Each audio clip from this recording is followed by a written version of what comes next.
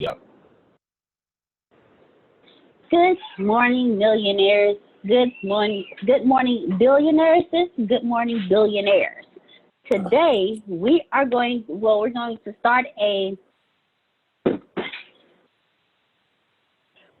to start working on your marketing campaign. So we're going to be doing this for a couple of weeks and go through each portion. Jerome. Yes, we are going to be working on your marketing campaigns, and we're going to be doing it step by step so you understand each part, what goes into each part from beginning to end. So today what we're going to talk about is completing a marketing assessment. This is the first thing you do before starting your marketing campaign. And the reason you do this before starting your marketing campaign is because you want to make sure that you have everything in order. You want to make sure that when it comes to you and your team, that everyone is on the same page when it comes to the purpose of this marketing campaign. What do you want to say with this marketing campaign? Do we have everything we need for this marketing campaign? So the very first thing you want to do is complete a marketing assessment. So the first question is, what do you want to accomplish with this marketing campaign? And I am going to utilize our CEO, Mr. Antonio T. Smith Jr., to help us break down what you do with each one of these. So, Mr. Antonio, when it comes to you putting together your marketing plans, what is it that you want to accomplish with your campaign? Now, ladies and gentlemen, please take notes, because as I ask questions, he's going to be telling you step by step what he does and how he does it and why he does it. So make sure you are taking steps, and make sure you write down the questions so you know what to ask yourself and your team when you're sitting down putting together and doing an assessment of your marketing campaign. So again, the first question is, what do you want to accomplish with this campaign? So I'm going to go ahead and toss the ball over to my boss man. What's the name of the whole class? The name of the entire class is Creating Your Marketing Campaign. Good stuff. I knew you said it already. Just had people logging in, so I want them to know. This is probably one of the, you guys want this one because you don't know how to do this, right? Who knows how to create an effective marketing campaign for their brand? And I got one no, two no's now. Okay, I got two honest people. All right. So you get it. So you definitely want to do this here. Now, how do you want me to do this? Do you want me to just respond to your questions? Do you want me to do me and respond to your questions? Always do you. Because when you do you, we all get answers to questions we probably wouldn't even thought to ask. So please, boss man, I'm not limiting you. I will be at 11:30, but I'm getting you coffee. Oh, that's right. You are fixing me coffee. Good job. All right. Sorry about that. Grace wants to repeat the first question. Repeat. Okay. The first, always do you. And the first question is, the first question in doing the assessment when starting your marketing campaign is, what do you want to accomplish with this campaign? All right, so since you said always do me, there's two things that you need to understand before I even ask this question. I just understand it. Why? I don't know. Probably the Army taught me with military intelligence. I'm not really sure. But actually, there's three things you want to understand before I answer this question. Thing number one, communication rules it all. That is not a cliche. I'm not telling you that so you don't write it down. I'm telling you, from Genghis Khan to Napoleon Hill, those who have been great communicators have been the most prosperous people on planet Earth. Yes, you love your Lord and Savior, Jesus Christ. Yes, you love the great word teller of God, Elijah Muhammad. Yes. Because they were great orators. They were great communicators. Okay? And please don't diminish the fact that for possibly 3 days in a row, without breaks. The protagonist, who is known as Jesus of Nazareth, stood on a hill and kept people's attention for 3 days. I feel as if you are sleeping on this communication part. I need you not to sleep here. Everybody, all right, if you're sleeping, I got nothing to do with it. If you didn't catch that, the rest of the class is going to be like a hole in the paper to you. It's going to be a word there, but you're not going to see it, because in order to answer this question, I must now say next, you have to be able to properly communicate what you want your audience to know, and then properly communicate what the heck you want to be known for. Those are your 3 things. I can't even answer the question without that. To answer the question without giving you that, yes. Okay, repeat those 2 things you say. Yes. Yes.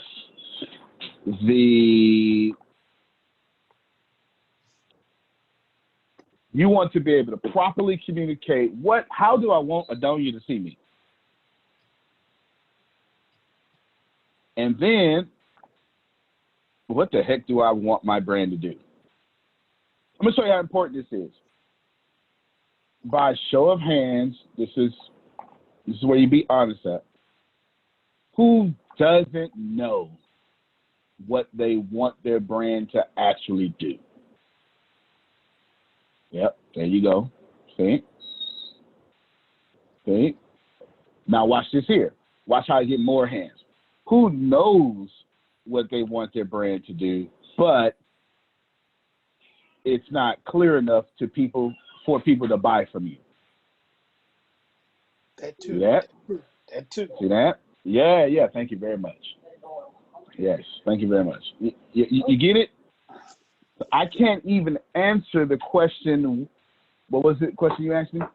The question was, No, the question was, what do you want to accomplish with this campaign? I need y'all to get that. Who's on the? Okay. Every time you go live on a video, you're going to mess it up if you haven't answered these 2 questions. Mm-hmm. Your video is just going to make you popular, not paid. How many of you are tired of being popular with no income behind that? Oh, yeah, man. I know you do that, Jerome. You're a comedian, huh? Yeah, when you going to pay me to show up in your stadium? You get it? I knew immediately that I wanted to pack out stadiums. So everything I do is in that vein.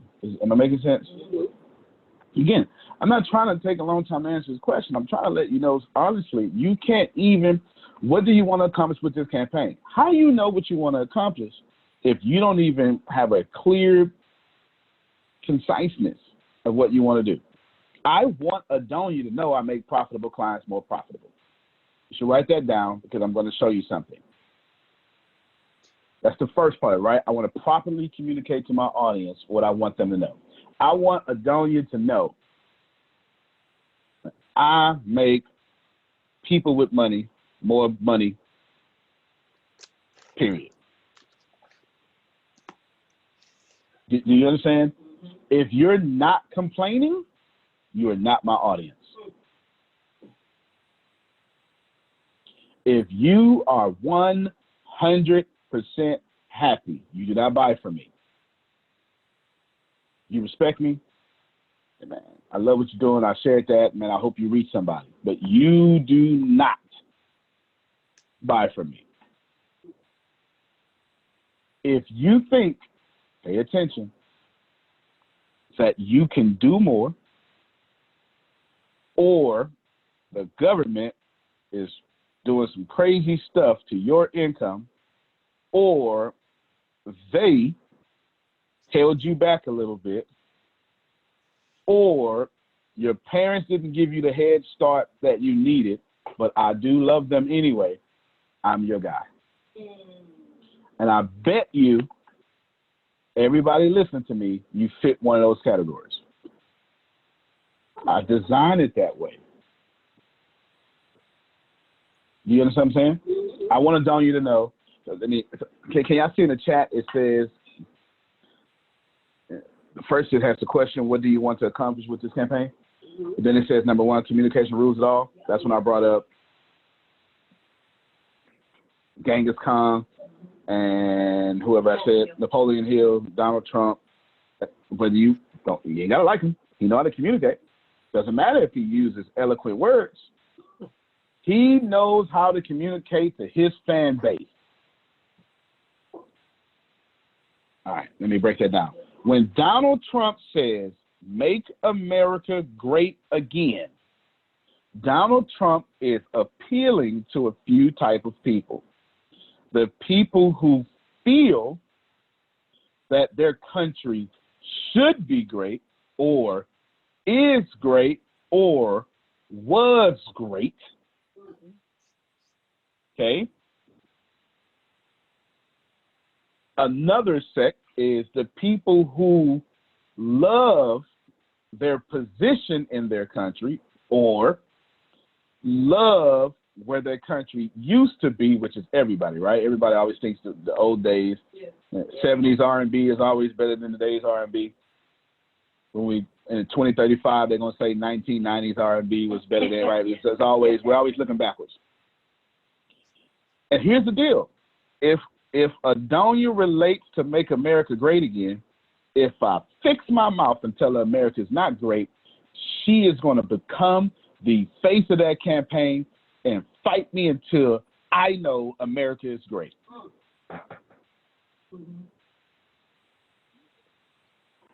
Rewind, press play. This message is so good, and Donald Trump communicates it better than Ronald Reagan ever did, that Donald Trump doesn't even have to say anything anymore. People talk for him. And as of this recording, is this 2020? No, this is 2019.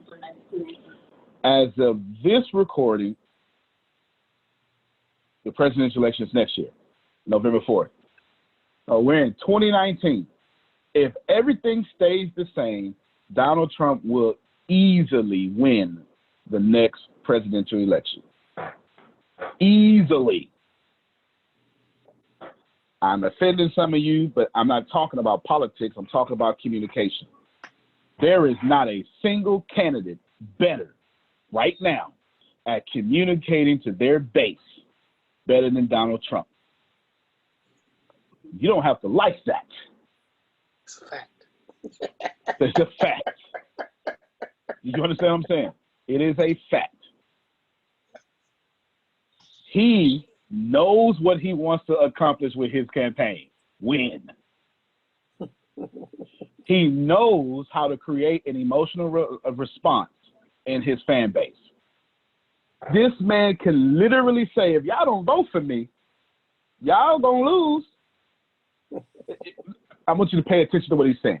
If you don't vote for me, they gonna take over. Who is they? It doesn't matter, right? If you don't vote for me, you understand what I'm saying? That man is running the most fantastic campaign that you will ever see. He really is. You ain't gonna like it. Now, here you are. You can't even communicate to your 561 Facebook friends. Get it? So let's back up and let's respect what I'm saying. Before I can even say what I want to accomplish with this campaign, I have to ask myself, have I even communicated to Pam Norris properly? I haven't even told you what I want to be. You've heard it before. But the mere fact that I can praise Barack Obama and praise Donald Trump and praise Bernie Sanders and praise Mitt Romney tells you a lot about me. My brand supports that because I'm unbiased. So number 2, it says properly communicate what you want to know with your audience. Number 3 says properly communicate what you want your brand to be. Here's why I can tell you flat-footed that Donald Trump is a genius in a lot of areas. because I want to be synonymous with business.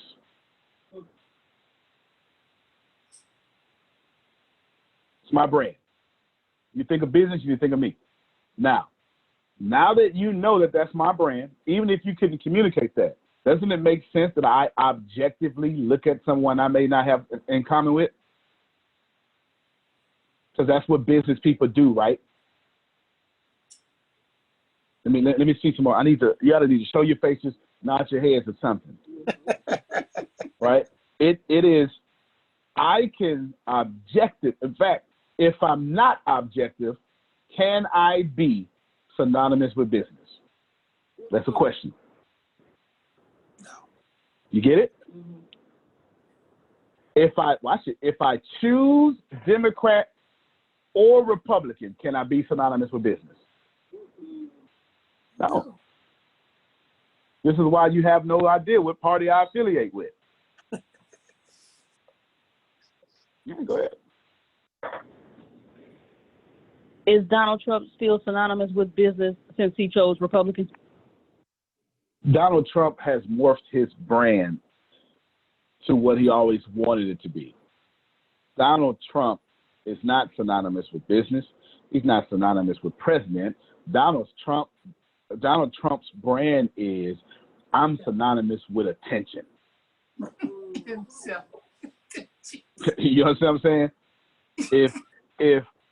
If Donald Trump is in the room, no one else is in the room unless you're worshiping Donald Trump. It's a fantastic brand. If there's a movie being shot in Trump Towers, Donald Trump would have a cameo in that movie. It's actually in the contract. Okay. It really is. It's like I've read all his books, but do you get my point? I have to be able to tell Jerome, I want you to know that I make profitable people more profitable. You get it? I also have to be able to tell someone I hire to do my marketing, you better make me synonymous with business. Now I'm gonna show this to you. Please hear me, and I'm throw it back to you, Deanna, because I'm doing way more than answering your question. That's why I asked you. You want me? I asked you this on purpose, but I would have just said yes or whatever. Right? Never won't. All right. let me talk to Vince real quick. I am a fantastic public speaker. It's not bragging. I've just been doing it for quite some time. You put me in the hood. I know straight hood. Put me with scholars. The bass come out my voice real quick. Ain't no raspy. You know, when you're thinking about esoteric information and fridge science, it is important to understand that, right? You understand? But y'all ain't never seen me market myself as no speaker. Never. I want you to think about it. You've never seen me market myself as a speaker. You know why? And I say it all the time, because speakers are broke. They are. Yeah, you want your little $3,500 for your engagement. I'm trying to give $35,000 to show up. That ain't my fee. That's just I'm just talking about just take pictures. I'm not even talking about to speak. You know, I need 140 or something like that to speak. I want my speaker fee to be somewhere at $180,000 in the next 365 days. And here's what they're going to say, Vince. He's wrong. And all the business people going to go, man, I got to sign up for his courses. Man. You get it? Yeah. I intentionally don't do broke stuff. I need to be synonymous with business. I intentionally have my feet on both sides of the ravine, poor and wealthy, because I need to be synonymous with business. I don't need to be synonymous with the wealthy. Business. Business is on both sides. There's people struggling in business, and there's people doing well in business. I need to be synonymous with all of them. Everybody got me? Outstanding. Now, so number 2 is properly communicate what you want your audience to know. I want Mo Williams to know I make her more profitable. I also want her to know, since you are profitable, I'm going to make you more profitable. You gotta hear that. I'm telling Vince, I think you're amazing. If you get with me, just wait. Now, what kind of emotional response does that create for you? I didn't say Vince need me. I said, Vince, you're already profitable. I learned a few things to expand that. And I guarantee you, he appreciates that perception of him. Then you know you need me, right? Yeah. Yeah. Mm-hmm. You get that? Yeah. I'm not targeting people without egos. I am targeting people with egos. Every last one of you has a major ego. You've learned how to curb it. Ego nonetheless. That's why you're winners. So you get it. You can't be a winner without an ego. You just can't. You have to be a winner, you have to look at a losing situation and say, I bet you I won't lose.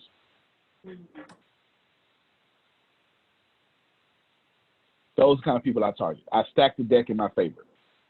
Why would I work with someone I need to motivate? Every last one of your self-starters.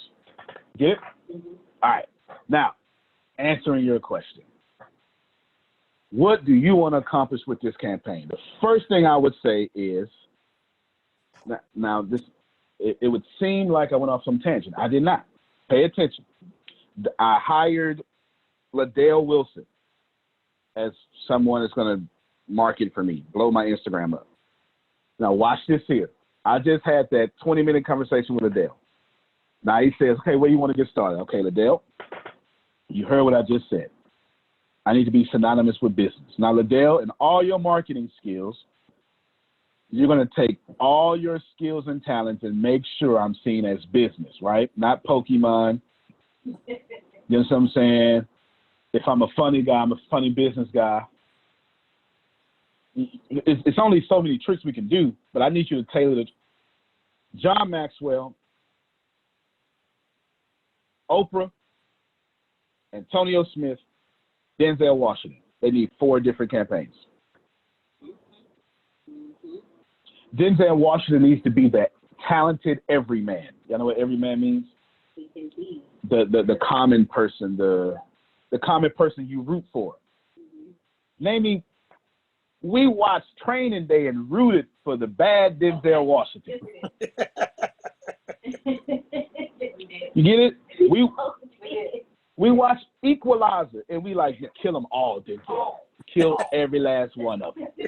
I know I'm saved, but kill them. Yeah, right? We watched John Q. Hold them hostage, Denzel. Your son needs to stay alive. Come on. I know it's illegal, but bruh, I'll do the same thing. And then half of us went, I wish you was my dad. That's how you market Denzel. You get it? Oprah, a bit different. You need to market Oprah not as a woman. She has transcended such. You can market Ellen DeGeneres as a woman, funny woman, right? You can't market Oprah as a woman. You can't even market Oprah as a billionaire. Oprah is your favorite aunt. Yeah, Auntie O. In some cases, she's where you get real church from. Disagree with me when you're ready. Some of you pay attention to Oprah as much or more than you pay attention to your pastor. If Oprah say, this book is good, well, that dog and on Oprah, let me go get this book. You understand what I'm saying? Different campaign. Go ahead, Adele. I got a question, man. This is good because I was telling you about, wanting to do the Liddell Wilson Globally Inspired. And I struggle with all the stuff I got going on. Like, how do I market me? Because some of that stuff is, like I said, a kid's book to a daycare, then an oil shop, then, a church. So I'm like, so this morning I woke up with two inboxes, and it was two people telling me that they're starting businesses and they wanted to reach out to me, but they know I'm busy. So it hit me this morning, like, how do people see me? And then this class is, what are you trying to communicate? And I'm like, I think something is being communicated and I'm not even knowing. That's right. Yeah. That's so right. I was just catching that when you were saying, like, Oprah is the favorite aunt. Denzel is a talented everyman. I'm like, okay, Yep. It's something people see that I'm not even capturing it. Yep. Y'all got that? Yep. Les Brown, big old teddy bear with a funny laugh. Yeah. Prove me wrong. You ain't never seen Les Brown as defensive. He's this soft old teddy bear that somehow 1 minute into whatever he's talking about make you want to run through a wall. You know what I'm saying? Right? So whatever Liddell is communicating, he's communicating. Now watch those two people that inbox you, Liddell, because if I tell you I know you busy, I also showed you my mindset. What I did was create a way out of getting your assistance. So watch those people, okay? Them ain't my clients. Those are yours. I fool with Jerome. I ain't scared of you. Come on, give me that challenge. You know what I'm saying? Right? I don't. You get it? Phil ain't never said, I know you're busy. Phil says, when you're not busy, let's set an appointment, right? Like, he's giving me, I need you to, Antonio, I need you to take this yes, or I need you to take this yes. But at some point, I'm going to need this yes you go take. You get what I'm saying? These are the kind of people that I associate with. All right, let's do this. Let's do this with, oh, you got an idea. The yes company. Yes and yes campaign. The yes and yes campaign. All right, that's good. Yeah. Do me a favor. You got questions written down? Uh-huh. Are they written down like on a computer device or something? Mm-hmm. Can you switch them to your mobile device? Mm-hmm. All right, switch them to your mobile device and come over here. I want you to rapid fire 5 of them. And what I want to do is I want to answer Liddell's question. I'm going to rapid fire these answers. I have no idea what the questions are. I'm going to rapid fire the answers, and then I'm going to explain why I said what I said. That's going to be, I believe it's going to be very beneficial. Let me poll my audience. Do y'all think that's going to be very beneficial? Yes? Cool. Outstanding. Now, get on camera, though. That's why I want you to get your mobile device and get on camera. That way, because you can't rapid fire if me and you are unmuting the mute. So get on camera. There you go. Come on, rinse around. All right, go ahead. All right.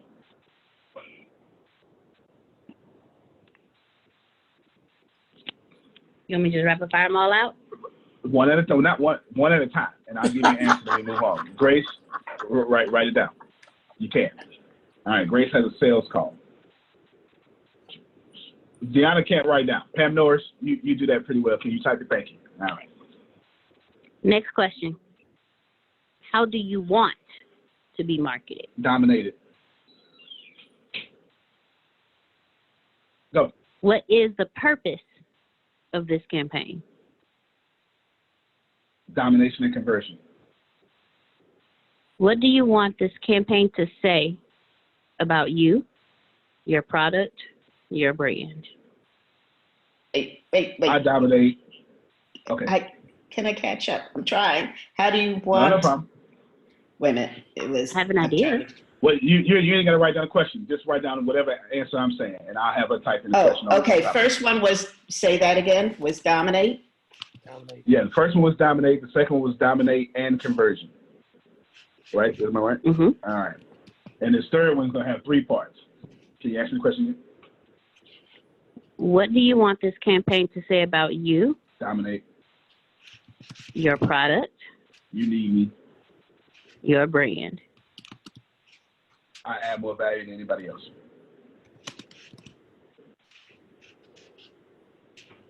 Dominate, you need, and add value more than anybody else. Okay, keep on. Is your team aligned with the purpose of what you want to accomplish and what you want to say with the marketing campaign? Couldn't be here if they wasn't. Say that again. Yeah, I got you. No, I got you. I didn't get said that the word. question. Oh, my word was they couldn't be here if they didn't want to be. I mean, they couldn't be here if they wasn't. That's what I said. Give me some more. Can you And repeat the the last question? one? Oh, the Repeat question That's why I was, gave you the mic, because you talk low. the question was, is your team aligned with the purpose of what you want to accomplish and what you want to say with the marketing campaign? And my answer is you can't be here if you wasn't. And I'm going to explain why I said that. And final question, do you have the technology, programs, and people in place to dominate with this campaign? I do. I will buy what I don't have. I will invent what doesn't exist. And I will buy companies that have it.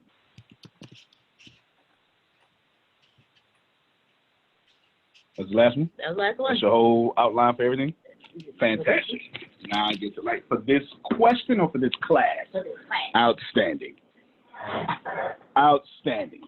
These are some core questions that she do when she tries to make people have campaign stuff. Now I'm going to go back and explain all this, why I said it. Now, I'm not saying these need to be your answers, but when it comes to what I want to communicate, Adonia, I make profitable clients more profitable. Now, Adonia is searching and testing me to make sure I'm what I say I am. How many of you test me 1,000 times? I don't even know it. Come on, don't fool me now. Let me tell you how I know this is true. Because I only attract strong leaders who is tired of the bull. I'm just telling you. I know what I attract. I know that I attract a bunch of Vinces who are, you can't even follow me if you're not like Vince, Jerome, or Daryl, or Phil.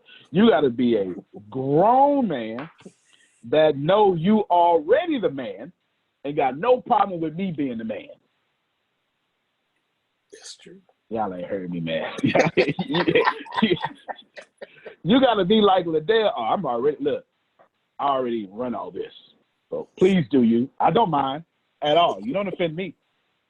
Do you, bro. I ain't tripping. Just keep dropping them nuggets. We cool. Right? It's the kind of man I draw. If you're not that kind of man, you can't stand me. You can't. If you got any insecurity, go ahead.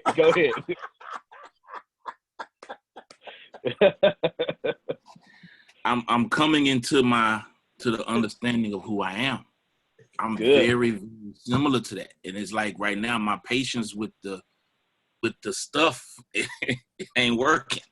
And I remember being in class with TD Jakes, and he was like, "You got to know when to be the pastor and when to be the CEO because they're not the same." And I'm sitting there, and I'm like, true. "That's exactly where I'm at." It's like I got to evaluate every conversation because if not, you gonna get the CEO, and the CEO ain't trying to hear what what the pastor would listen to. You know what I'm saying? So you understand? Yeah. I tell people all the time, I'm not a good pastor. Tempest is a far better pastor than me. If you want, I can't tell you how many times people cry, be like, "Nah, it's a good reason to cry, man. No, you about right." I have no idea. I'm not saying I don't know what to do. I'm just saying, you want to win, right? Then let's win. Now, if I got to go backwards, I have coaching clients. Some of you have been coached by me. You'll change the whole session depending on your mindset. If I got to go backwards for 6 weeks to fix a problem, I will. No problem. No problem whatsoever. We'll go back to your mommy issues, your daddy issues. I'm not trying to do therapy. I'm trying to do enough therapy for you to release this. And the moment we get to the point where you need to release and you do not release, you got to go.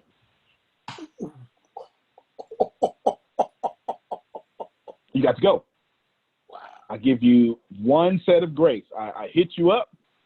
I say, all right, did we do that? No, I didn't do that. And I'm telling you, if I give you a homework assignment and you don't do my homework assignment, I'm going to let you know I'm not happy with you doing my homework assignment.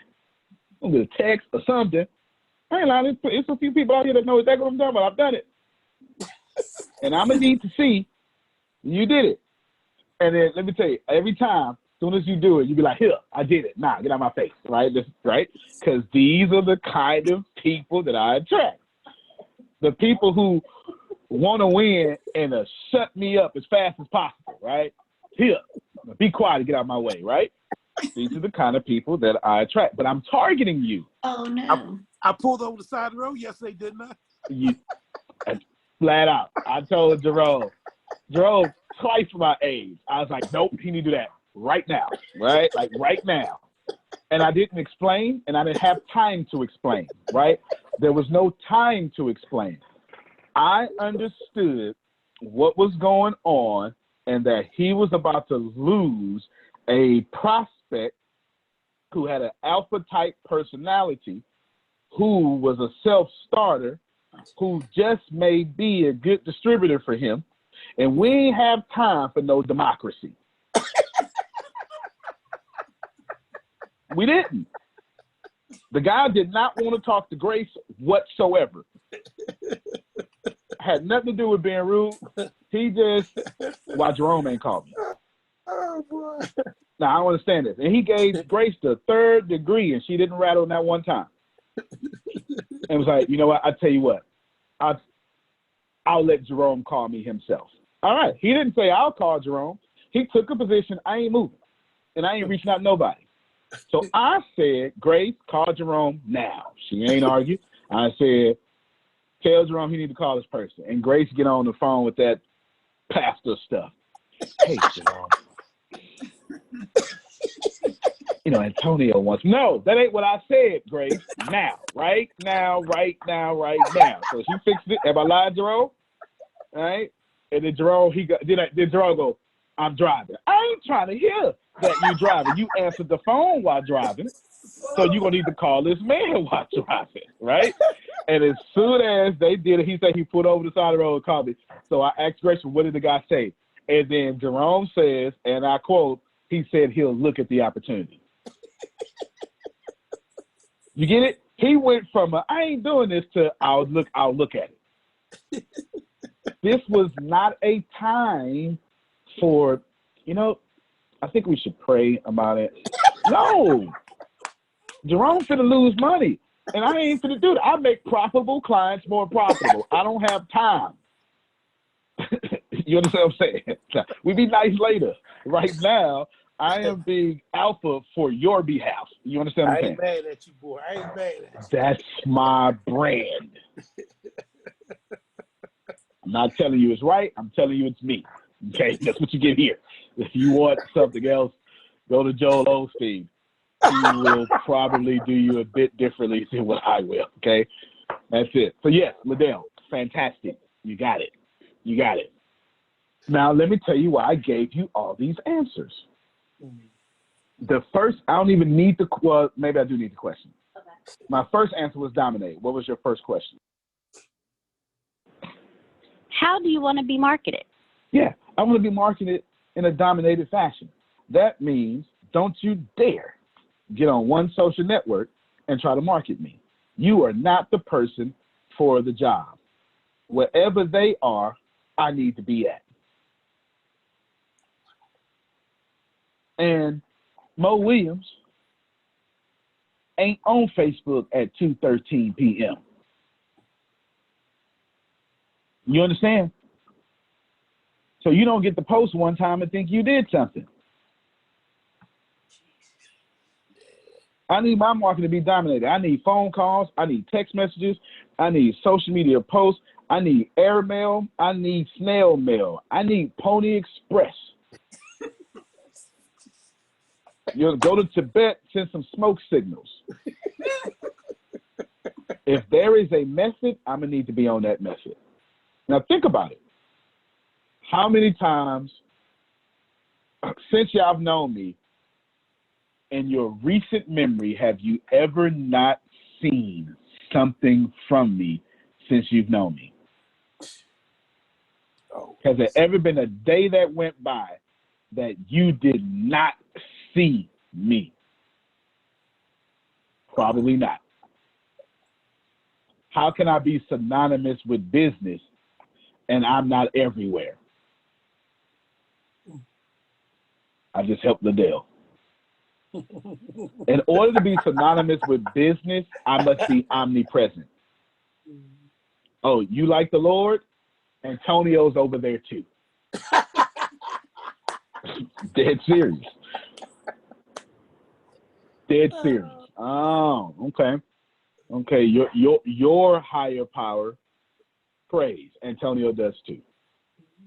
Your higher power never shakes or rattles. Antonio doesn't either. Your higher power is everywhere at every time. So is Antonio. If God is going to be synonymous with the world, I need to be synonymous with business. And business is in prison, right? Business is in Baghdad. Business has no party affiliation. Can you imagine I'm running for president and I would have picked a party? That would have been absolutely against my brand. You got to know what's against your brand. I'm not a liberal businessman, and I'm not a conservative businessman. I'm extremely conservative, but I'll change liberally real quick.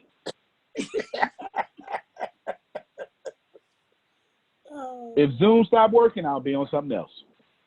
Social media die, I won't be there. It won't. If I figure out coffee can make me $1 million real quick, I'll be investing in coffee. You know what I'm saying? Dominate. That's why I gave you that first answer. Because why did I give you dominate? It's not my personality. It is to be synonymous with business. You cannot be passive.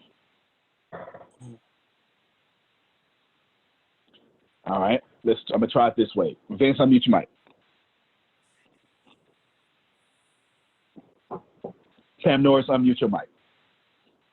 You try to communicate this in a different way. Vince, we'll start off with you.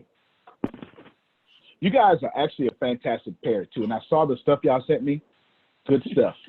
I meant to tell you that like 2 weeks ago. Thank you. Thank you. 6-day series. Good stuff. Outstanding. Now, Vince, put you through the ringer. How do you want your customers, prospects, fans to know you? You got 10 words or less.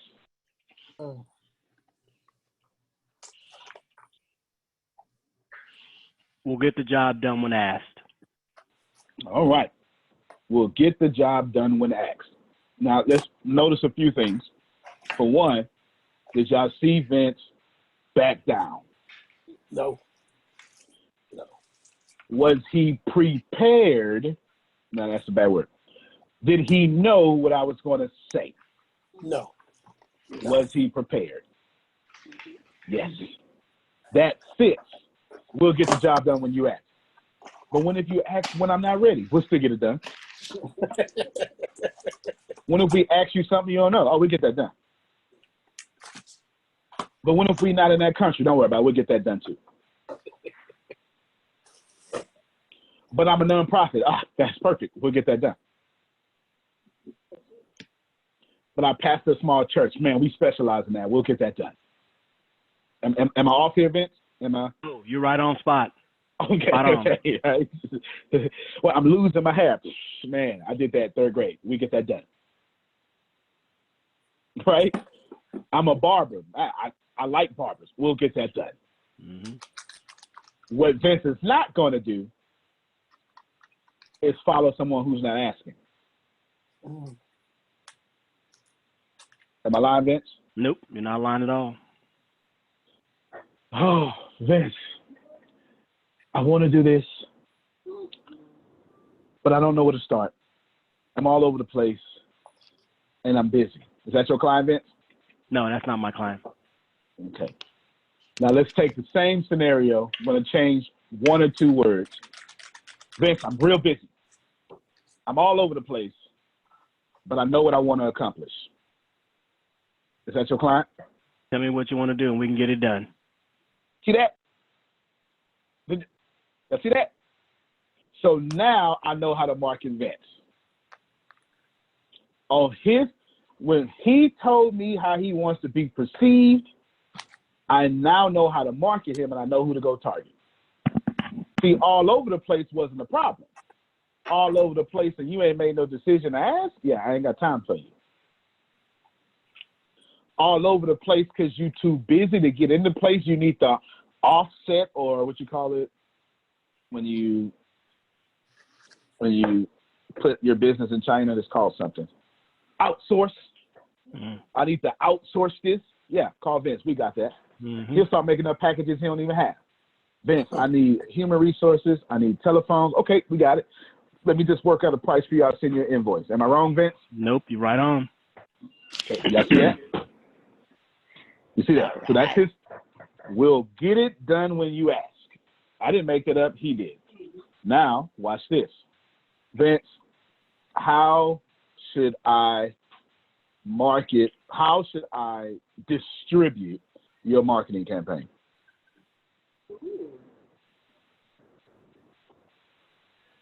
Fair enough. I'll re-ask the question.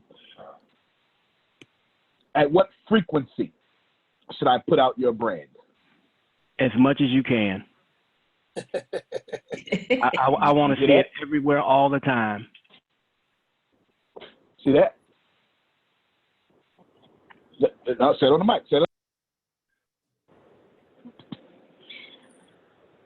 Okay, so for me, as your PR, if you tell me this is what I'm going to do, I'm not going to ask you how often you want to be seen. I'm going to tell you this is how often you're going to be seen. So is that a question that we should even, and I'm asking you because okay. It is a question. Okay. I'll tell you why it's a question. Because actually, that's why I picked Pam Norris. Let me show you why. Here we go. Thank you, Vince. Thank you very much. Pam Norris. Yes. They're the same people. Her and Vince are the same, different companies, but they're different. Okay? Pam Norris a bleeding heart. Vince is not a bleeding heart. Okay. Now, they're both intellectuals though. She's just an intellectual bleeding heart. And they're both learners. Now, Pam Norris, how often, real answer, without me setting you up, how often do I need to put your brand out there?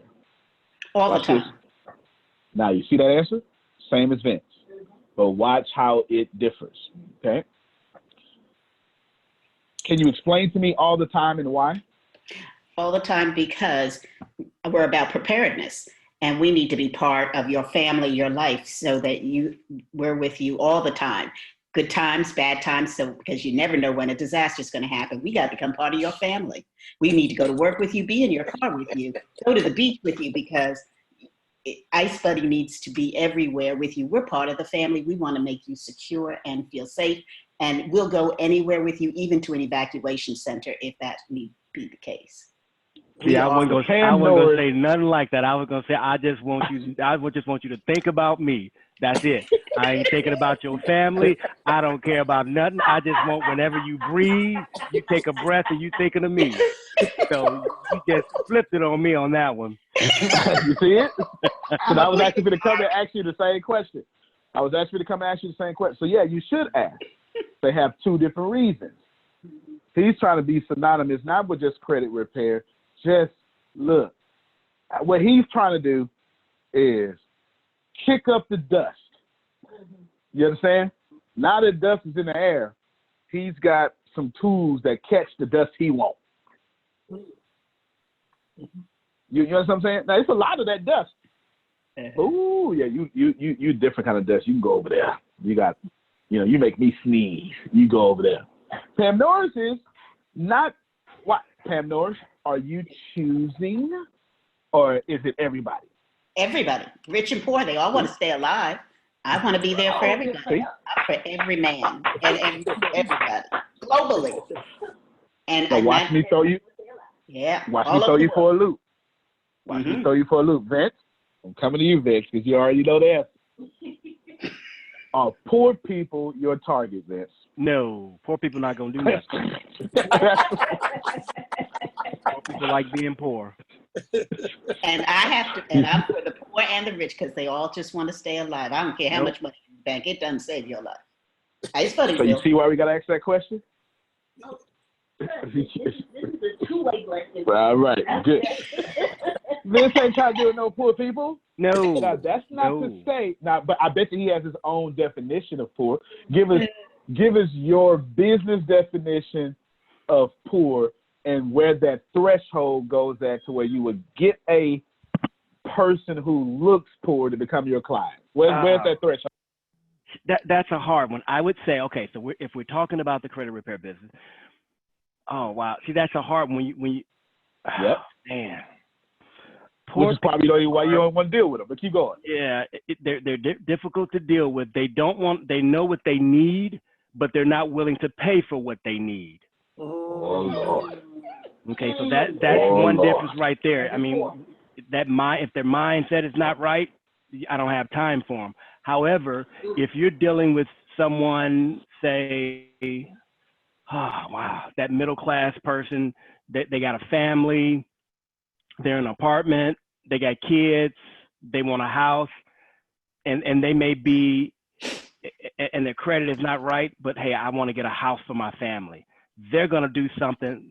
They're going to put a little something forth there. They're going to put a little something out there. They say, okay, I can deal with this. I see the value in what you can do for me, versus that poor mentality is, okay, what can you, I'm helping you, if that makes sense. Y'all see that? Now I'm gonna add in Phil and Susan real quick, or Phil or Susan, whoever wants to talk. And I'm gonna show you something. I'm gonna show you how these three companies they're not even close to the same, but they are the same in a sense, okay? I need you to and John, can I take over your class? Quick, I need to throw you in here too there. All right, so I need you to come, not the teacher, I need you to become a publicist. We're gonna use Phil, we're gonna use Humor Consultants, Ice Buddy, TWB, okay? And Deanna's going to see how she will market to these individuals, okay? Now, Phil or Susan, can you unmute your mics and y'all just be on the ready, y'all, because I'm going to show you. Phil and Susan have a totally different audience than y'all, okay? Okay, I see Phil unmute his mic. Hey, Phil. Yeah, we're preparing for the hurricane, so that's what we're doing. And I meant to start off the class. Ice buddy. Yes, I meant to start off the class with that too. But let's pause real quick. I looked it up this morning. Mm-hmm. Yeah, and I keep getting okay. So let's be in prayer. Obviously, I need as much data on this hurricane as possible. That started off as a tropical storm a couple of days ago, and currently wants to be a hater. Phil and Susan are used to her. In fact, when I met them, they was dealing with a hurricane. Good. All right. Well, are you able to talk, Phil? I don't want to. Yeah, we're okay. over at Susan's mom's putting down the storm windows and stuff like that. So, and one of them is broken, so we're waiting for the repairman to come and fix it, and then. So it's interesting. Yeah, definitely. But how can I help you for? Yes, absolutely. I want you to describe your customer, but I want y'all to pay attention. Vince, Pam Norris have two different customers, but Phil has a totally different customer than both of them. I'm going to show you. Phil, I don't want to say who is your ideal customer. That's not what I want to say. That doesn't capture the ambiance of what I really want to ask you. No. All right, here we go.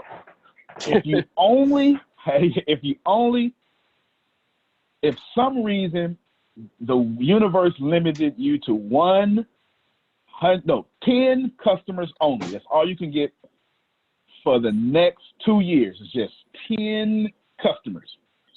Can you give us some examples of who or what would those 10 customers be?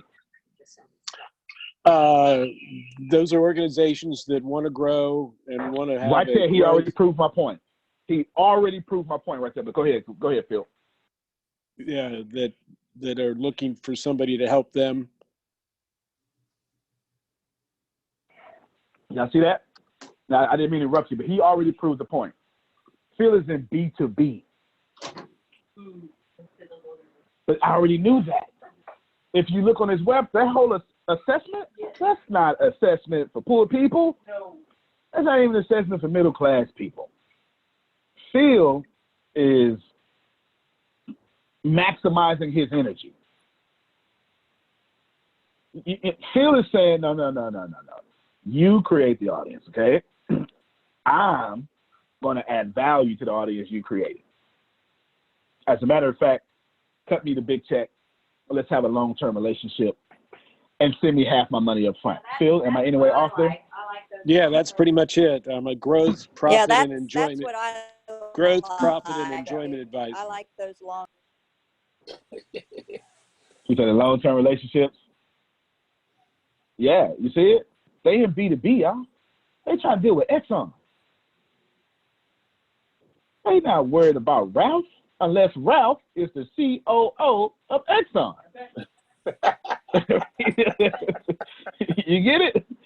These are 3 different businesses. So, Deanna, let's jump in real quick. Thank y'all. Thank you very much, Phil, because I wanted to show you. I'm picking people.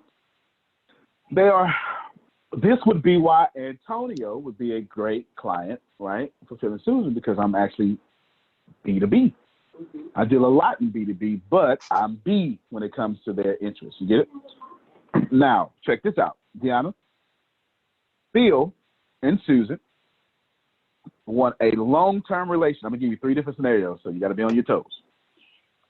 They're doing just fine. They're looking to expand to 10 new clients over the next year. Where first would you look for these clients? The first place I'll start off would be LinkedIn. That's actually a fantastic answer, but now what I want you to do is I want you to take us through the method, because not only are you going to help Phil and Susan, but you're going to help everybody else. You're going to go through LinkedIn, but now I need you to take us through the actual method. Whom on LinkedIn you're looking for, and how are you getting this done? The first thing I'm going to do is I'm going to first create a dialogue. I'm going to type out a dialogue that when I reach out to these particular clients for them, how I'm going to communicate with them, because I want to make sure that when I communicate with them. Let me interrupt. Who is you communicating with? This is very important. I am going to reach out to the HR department. Let's back up. I'm not being more specific. Yes, HR department. So you're being very specific. Which HR departments? Ralph's Auto Shop? Oh. No, I'm reaching out to the HR departments of Exxon, Chevron, Bank of America, Chase. Okay. Good stuff. Stop right there. So before you even go reach out, take us to the very first step. How are you even getting these names and numbers? Is you going to help somebody? Hello? The first thing I'm going to do is actually go and search for them. I'm going to go on LinkedIn. Did you hear me? Right. I'm going to go on LinkedIn. I'm going to look. Actually, before I even go on LinkedIn, I'm actually going to Google them. And I'm going to see a contact number for them. Then I'm going to reach out to the company and say, hey, I would love to speak with such and such about something, or, hey, I have something I would like to deliver to such and such. Who would I need to speak with? All right, so let's go deeper. Let's go deeper. You helping all your answers correct. I want to go to the source of the publicist who keeps making people famous. Where are you getting this list? You said Google, but I get anything from Google. Where are you getting this list? It's a list that I have created personally by the networking that I have done. All right, so let's keep going deeper. How have you created this list? What would you do? No, just put yourself in the situation. You're answering right. Just put yourself in the situation. How would you? Let me mute your mic. What she's trying not to do is give you her contacts, because that's what a PR is. PR is okay. A PR must protect their contacts, like a journalist must protect their sources. Okay, because all a journalist is sources. All a publicist is contacts. I'm not asking you to give me contacts, but I'm asking you. How? Like you still haven't. You've answered every question fantastically, but for Denise Hill, where do I start, man? That's what she would ask me. Come on, bro. Where do I start? You'd probably ask me just like that. It will come from a database that I have collected by communicating. Right. Okay. All right. Database. A database that I have built and collected from all of the personal one-on-one networking that I have done with certain people in certain industries. All right, so we'll stop right here real quick. So I'm not going to ask you how you're going to get your database. That would be unfair to your profession, okay? But okay, you want? I have learned from you, so I don't mind that. Well, go ahead. If I have communicated with you in any shape, form, or fashion, and I know who you are and where you stand in your company, I'm going to come to you. That means if I was in a conference and I met the COO of Exxon and I got his or her business card and we're communicating, I'm going to say, hey, I know somebody you need to talk to. Right there. That's probably the best answer so far. She understands that while B2B exists, it's actually an imaginary field. It shouldn't even count. What she did was humanize B2B. Oh, you the COO. Let's go golfing. Let's have a relationship. And what she's going to do is use that relationship to bypass any red tape and push Phil and Susan to the top. No, go ahead. No, it's you. In doing that, ladies and gentlemen, please do not bypass the secretaries, the executive assistants. Don't brush them off. Because if you're friends with them, they will make a way for you to get to their boss. Amen, sister. So if you're rubbing elbows with the vice president and you're friends and you build an amazing relationship with the vice president, please know you will get to that president. I've experienced it personally. I learned it through Antonio. So if you don't have the business card for the COO of a company, but you have the business card for the administrative assistant of that COO, you better buddy up with that assistant. You better take her some donuts one morning. Be like, hey, I just wanted to drop off some, I know you do a lot. So let's go some coffee and some donuts. You need anything else? Okay, I'll talk to you later. Then when it comes time, after you've built a relationship, because relationship also works with your contacts. Once you've built a relationship with them, like, hey, I have this person that I think would be great for you guys' company. Can I send the information over to you? All right, let me break all that down. So let me make that concise for everybody. So I got you right next, Pam Norris. What Deanna is saying is for Phil and Susan, she's the inside man. No offense, right? Susan, right? She is the insider. She's getting the trade secrets. Right. And she's leveraging called the gatekeeper. Mm-hmm. The gatekeeper. There you go. Come on now. Come on. That's right. Open up that gate. That's right. That's right. Susan's absolutely correct. Deanna is making sure that you didn't do anything I said. You're just like the worst on planet Earth. You're just the worst. Jay, sorry. Now she is going to And she's not just going to gatekeep the CEO or the COO. She's going to take out for stakes the executive assistant. Absolutely. And the secretary. So when it's time for humor consultants' paperwork to reach the desk, and watch me on camera, executive's going to say, Mr. Springsteen, put them to the top. I really like them. Oh, go ahead. Explain it. This has actually happened to me. It truly and honestly has. When you communicate with anybody, make sure you communicate with a good vibe. I know y'all have heard me tell the story about Music World several times, but I never told you guys exactly how it happened. It happened exactly how I'm telling you to do the executive assistant, because I was walked through the same process by Antonio. He told me treat her like she's just as important as he is. And I did just that. And because of that, I was able to get a meeting that I would not have been able to get. Because she said, hey, he's been really busy, but if you come on this day at this time and just show up, I'll make sure I squeeze you in. I did exactly what she said, and I showed up with food. And guess what? I got that meeting, which got me that internship. I'm not telling y'all something just to telling y'all something. I'm telling y'all something that will change your career for real.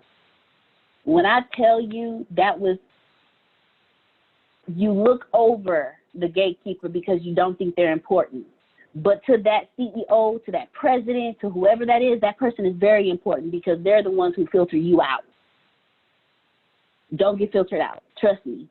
Because if it wasn't for the information, if it wasn't for Antonio's coaching on this, I would have never learned what I learned. I would have never gotten that education that I needed to get for me to be able to sit in front of you. So please, please, please, you better butter up, buy flowers, buy kolaches and donuts, take them out for a steak dinner, a basketball game, do whatever you need to do to that assistant. Because that assistant going to be like, hey, so I really think, Antonio, I really think you should look at this. This is very promising. Just go ahead. And they're going to make sure they put it on top of all the other stuff they have to do for that day to make sure you're the first thing that they see when they walk in that office. That's absolutely good stuff. Go ahead, Jerome. Go ahead, Jerome. No, go ahead, Susan. Susan, Jerome, Pam Norris. There are many times in our years that they have paid for both of our airfares to the events because they want me there too.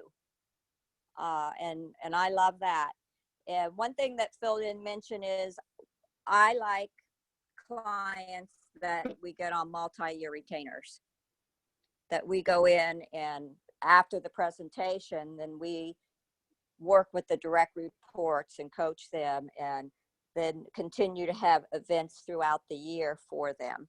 So you want to look for that kind of a thing too, where you can continue on with the client. And that's a good gig too. And those have been some of our core foundational gigs. Phil, you should tell them about how when we were driving, when we ran into the truck, I saw the truck and what happened with one of your clients. We were driving from. Yeah, we were driving from Columbus from Fort Lauderdale to Columbus for Susan's mom's service and then my 50-year class reunion. And I see this truck say Gannon Medical. And they were a client of mine about 8 years ago.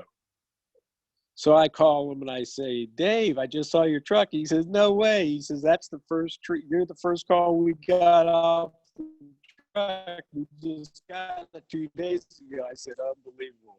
He says, Sorrentino, you're not going to believe this, but remember when I called you 9 years ago and I said, you were either going to make this a team or I'm getting rid of everybody. Yeah, I remember. And you worked your magic. You did your frog print survey and your 360-degree feedback and everything else.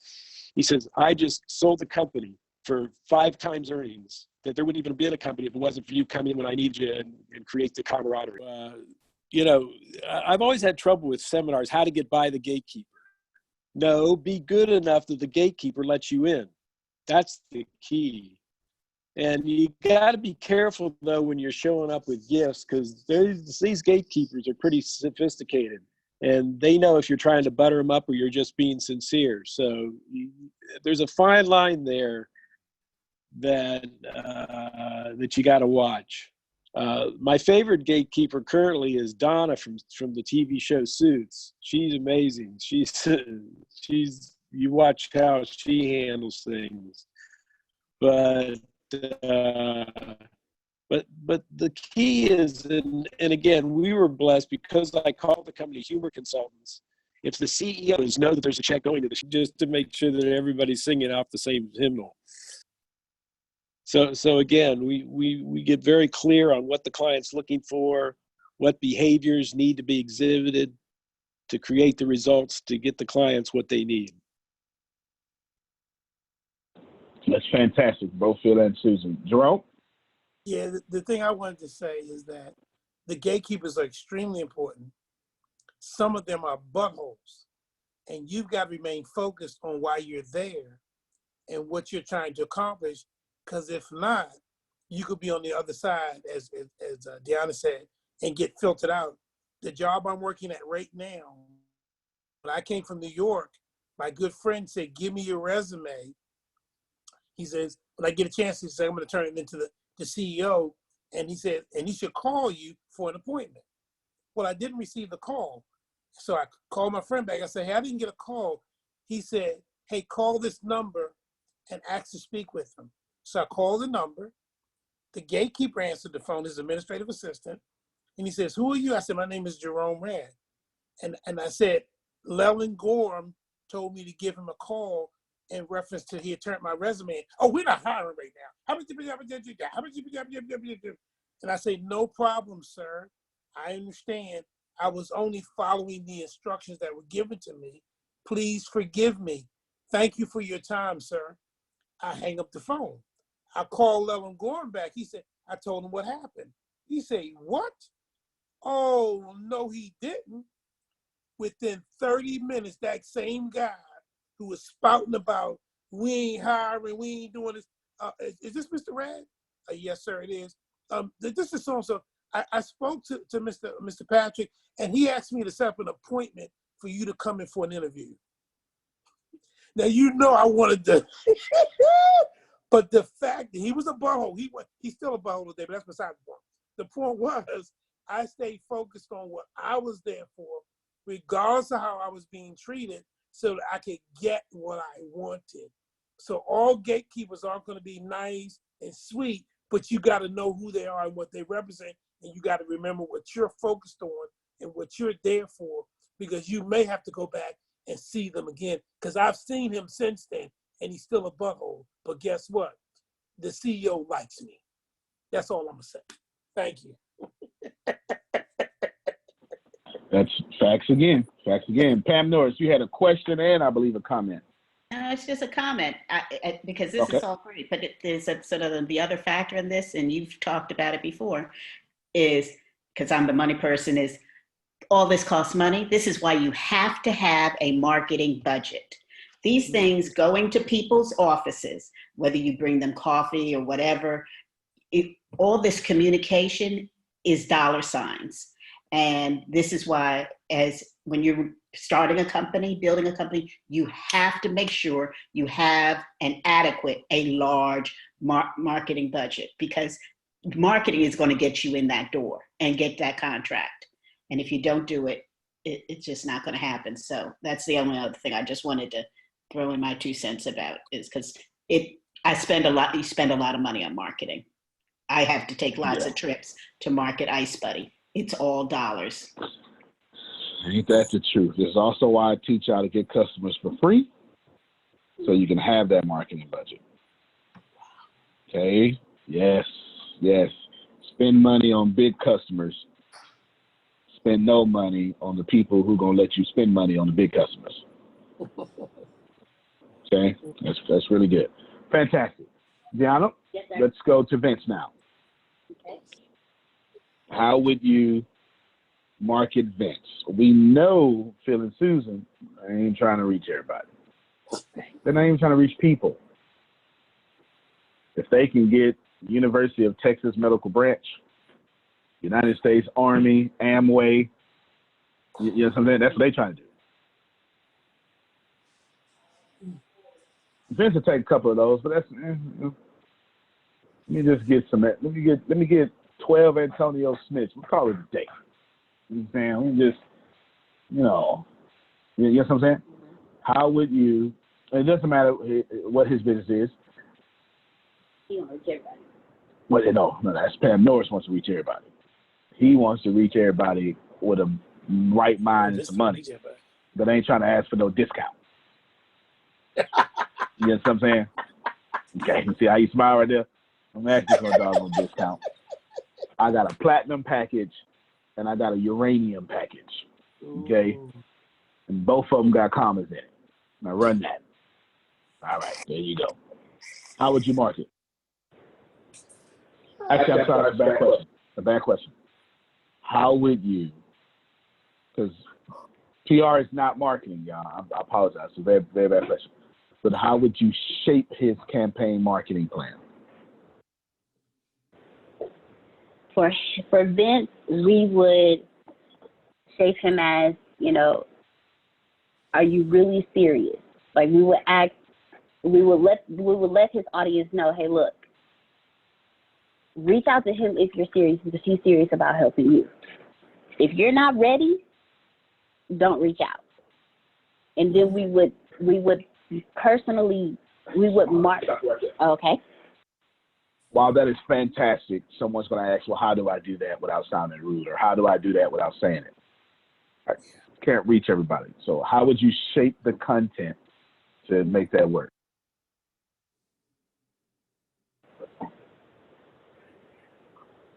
If you are ready to change your life, we are ready to help you. All right. So you shape the messaging as a call to action for change. Right. It's actually fantastic. That weeds out a lot of people. You know who else does that really well? Suicide commercials. If you haven't seen a suicide commercial lately, it's because they're not marketing you. I promise you, they've been playing. You just had your phone in your hand, or you pass up the billboard. You know what I'm saying?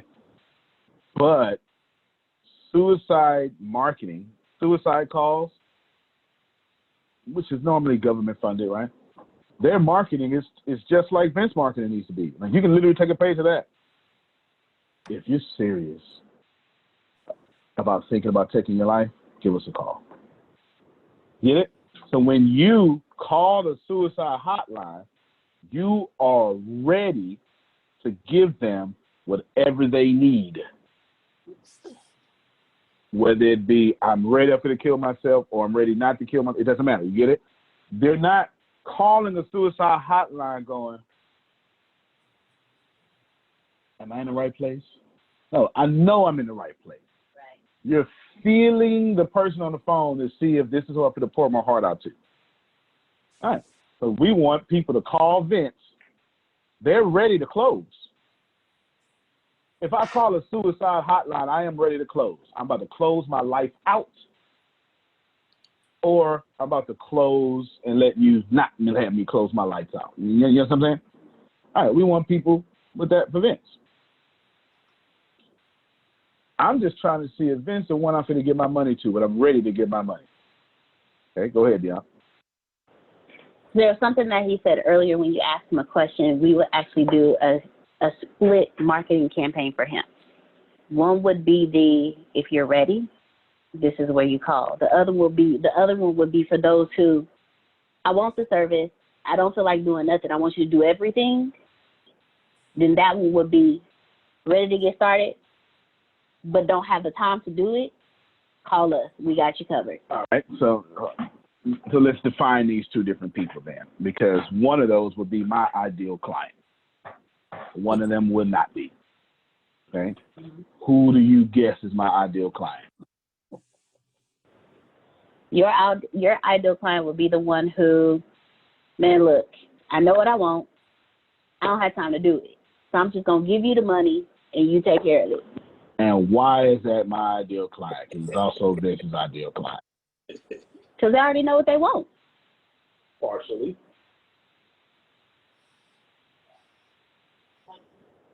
That's not, I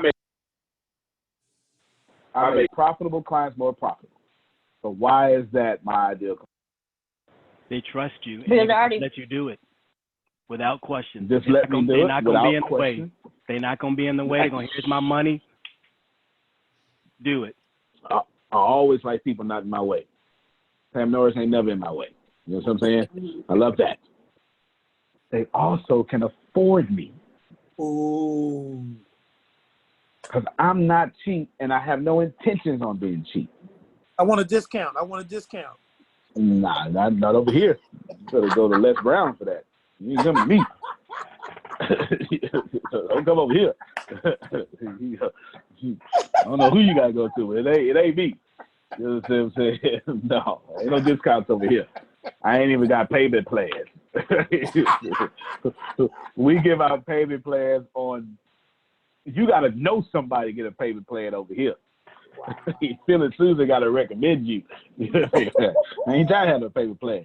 I want a bunch of Adonias. I do. I want some Darryls.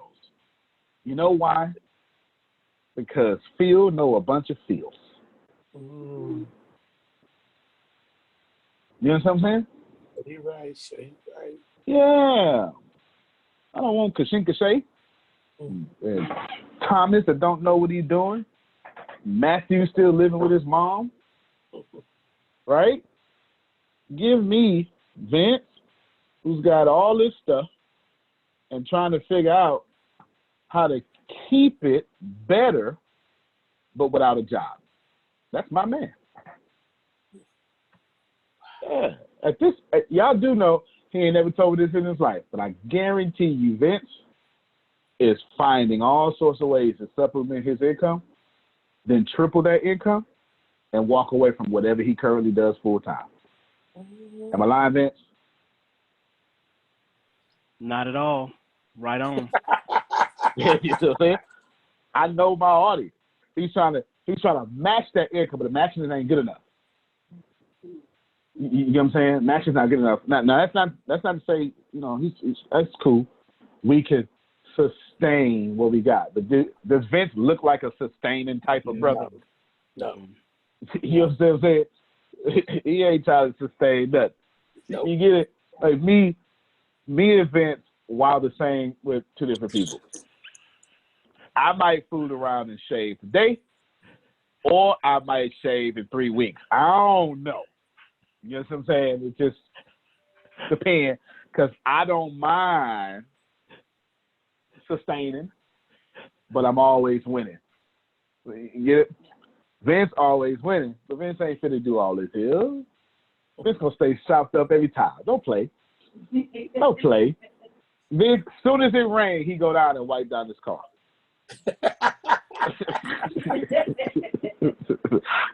You know what I'm saying? Me, I'm like, man, forget that car. You better somebody gonna wash it. It ain't gonna be me. You know what I'm saying? But we both make the ideal client because we're both doing our very best. And Darren's this way too. Man, I'll just pay you young folks to do this. Don't pay for that. Y'all do that. That's not to say Darryl ain't trying to learn. He just ain't trying to learn right now. When he get his ranch with his lake, then he'll be like, I learned now. Because it's for fun. You know what I'm saying? But until then, nah, young man, you do that. You know what I'm saying? All right, let's keep going with Vince. So now Vince, we know that we want to get a certain people who are ready to close. We're going to frame his message for closing. How are we finding these people? That's a fantastic question. You told me how we finding Phil and Susan people. How are we finding Vince's people?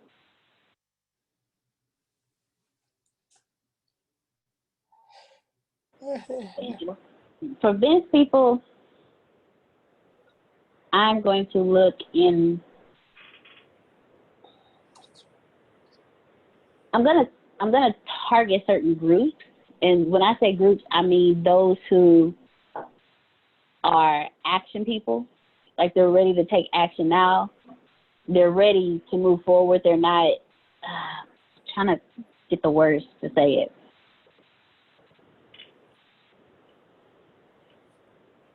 Well, you're saying it, but here's a good way to do that. You can target them by profession, title, or dollar amount. Thank you. Let's everybody look at it on your screen real quick. We're gonna put the attention on her. Look at them curls popping. She look like she take three baths a day, don't she? She just look like it. This looks clean, right? You right? Just clean. Now, it's safe to say she got a good job. Is that fair? I mean, I'm not trying to be judgmental, but as humans, we do judge things. It's natural. It is. It's natural. It's safe to say that she's conservative, right? Yes. But she ain't taking on no more projects. That's to include the men in her life. Ooh.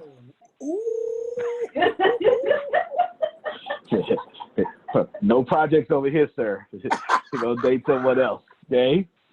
You have your stuff together, okay? Okay, kindly have it together. You get it? Now, it's safe to say that we can guess which tax bracket she's in. Mm-hmm. And that's a fantastic way to do what Deanna was just explaining. We can target out of the look, but how do you do that online? The look comes with a job title. You get it? Here's some fantastic ways for y'all to market online. I'll go ahead and give you some secrets. You can reverse. Let's help out humor consultants real quick. Okay? What the humor consultants can do ad-wise is reverse engineer the ads. What Phil and Susan can do in their ads is stop targeting everyone and start targeting titles of a certain company. So you target Exxon and Exxon sales managers. You get it? You target sales managers, Exxon, something executives, C-levels. You target those people. You can reverse engineer. Let's do Liddell. Liddell's got so many businesses. Liddell's customers like Pam Norris's customers. He needs everybody. Okay?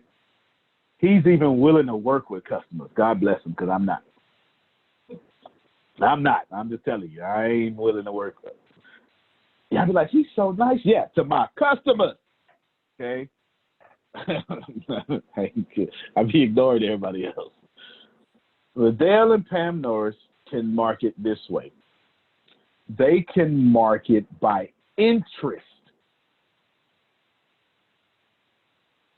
Phil and Susan market by job title. That puts them into B2B. Pam Norris and Liddell market by interest. Think and Grow Rich, Law of Attraction, Richest Man in Babylon, you get it? Some Oprah, that's an interest.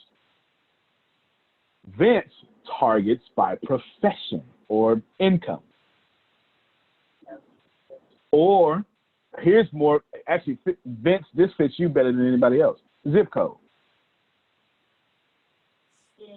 How many of you know affluent areas are in a certain zip code of that city? I ain't even been. Well, I've been in North California for NTC, the Army stuff, but how many of you know North Los Angeles, North California? I'm not even in Cali, and I know this. I know Hill Country. Oh, of course, well, everybody knows 90210, right? But, right. But you understand? Like, I know if you know what? Let's play a game. Let's play a game. Let's share my screen. I'm trying to give you out some secrets, okay? these aren't even secrets. I'm just trying to make you think differently, I suppose. But they are things that I do that people don't know that I do. So here we go.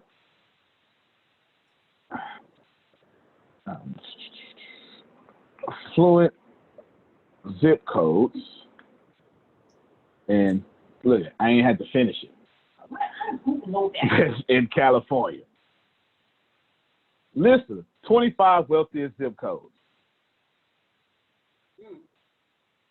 See that? Now, makes sense that I should be targeting Palo Alto, San Francisco. Is this making sense to you? Mm-hmm. But I gotta buy zip codes. So if, and I'll put this in here, if Vince wants to run ads to people who can afford to do so, Vince would target those zip codes. Just put it in chat. Vince, do the same thing in your current city.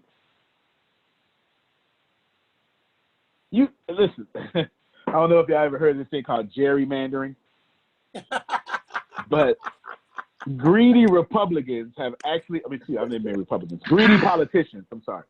I meant to say greedy politicians. Greedy politicians, because it's on both sides, right?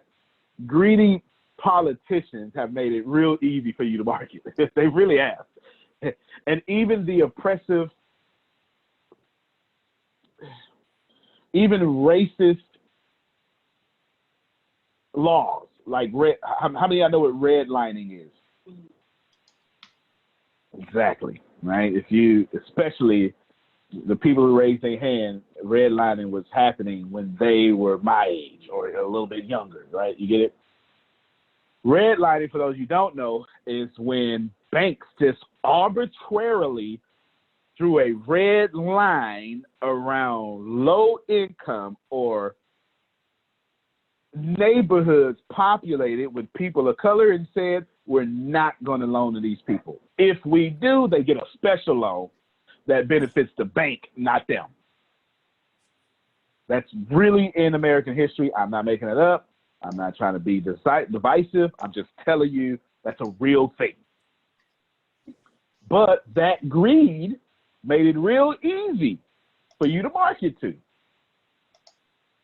Since this is why we got zip codes. Excuse me. It's not why we have zip codes, but this is how we use them now. You know, we got zip codes for mailing, so the mail can get to the right places, right? But because of their greed, it makes it easy for you to target. Because politicians decided I want to stay in my $235,000 position a year with benefits. I'm going to just redistrict. The first guy was Jerry, I think, or it was Jerry something. Anyway, that's what Jerry Mann sounded his name.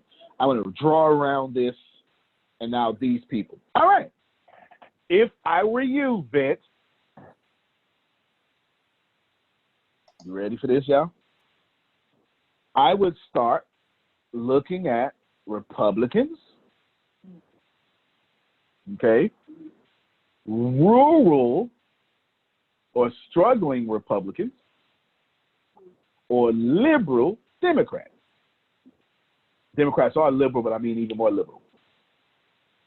That's his target audience. The elite Republicans don't need them. They don't even need credit. 2 more years, I'll never need credit again in my life. It's really, credit is so irrelevant to me. It is. The only reason I need credit right now is because I've got some big things happening. Blah. Once they work, I won't need credit ever again. Or insurance. Yeah, we don't have this baby. We just writing the check. Now, I ain't having no more babies, but that's not the point, though. You understand what I'm saying? That's the point. All right, I need your whole uterus be gone. You understand? Like, take all that out. But that's a different story. It's a different story.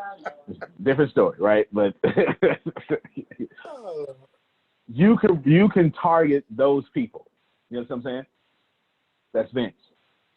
Pam Norris, Liddell, they don't need to. As a matter of fact, Pam Norris and Liddell, it would benefit them to target struggling folk, not poor folk, struggling folk, because struggling folk would buy anything to prove to you they're not struggling. I know I just said something. Oh, we've got the finest of Ice Buddy here. But you in overdrive. Okay, how do we find them? Liddell, come on. He started this. We want keep coming. All right. And middle how do we class. find them? Middle class. Your target audience should be middle class. Both of y'all.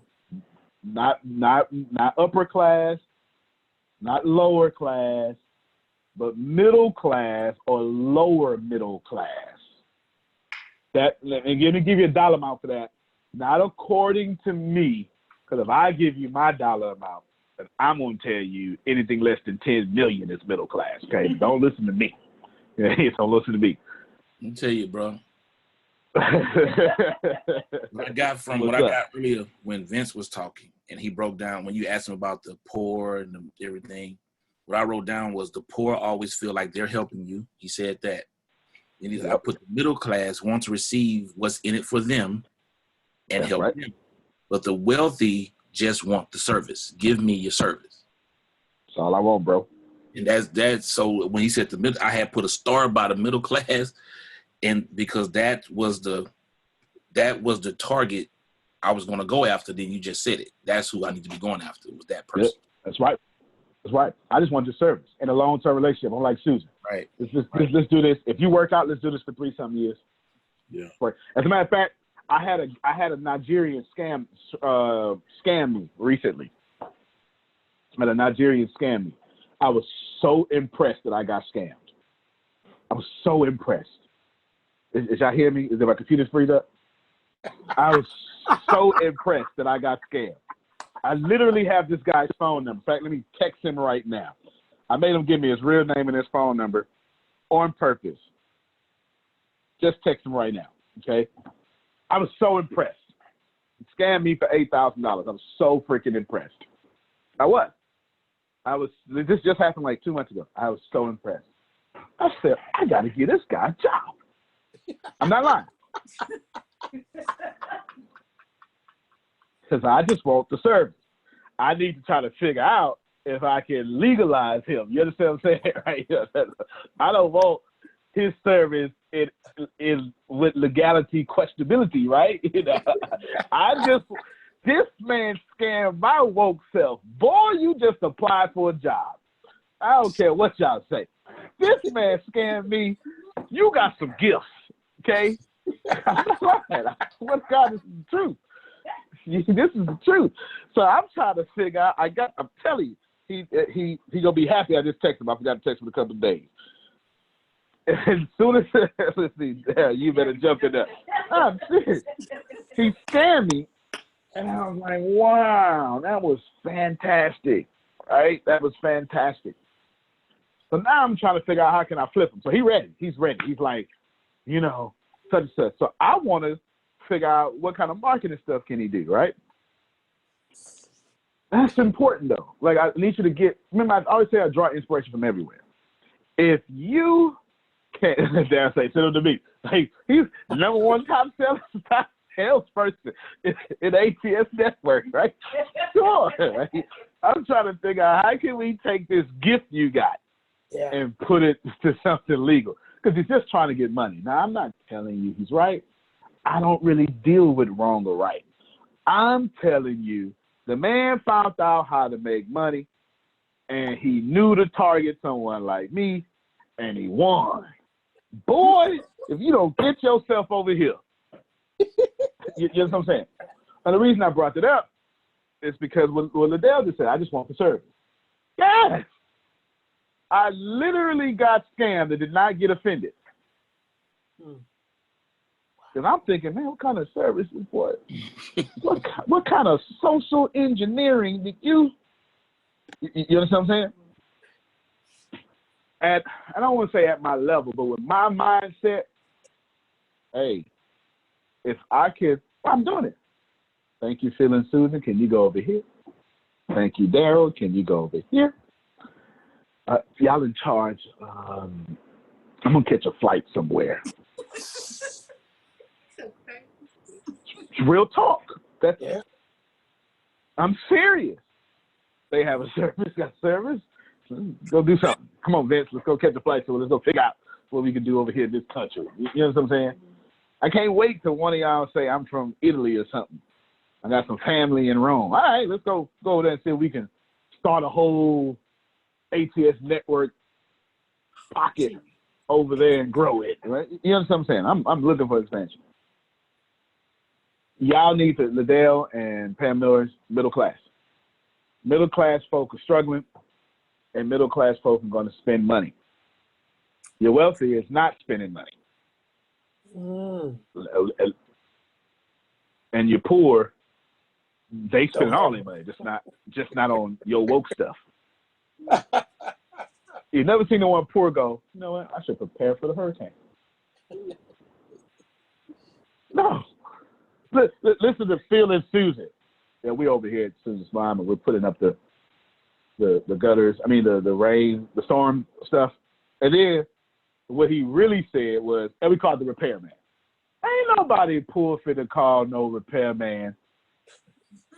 They'd have got up in there and nailed that, broke it shut, something. Come on now, don't fool me. Uncle Jack finna come. Yeah. Bring Uncle Jack over here. Put some bacon grease on there, lube that thing up. Phil and Susan are spending money to be safe. That's your client, Pam Norris. Absolutely. You know what I'm saying? He's spending money to be safe. Let me tell you what some poor folk would have did. But I know it. That's what I did. I said, well, we just going to pray over this side of the house. The Lord go, no, come on, Pat, come pray over this window. Make sure the rain don't get in there. If it do, we'll figure it out.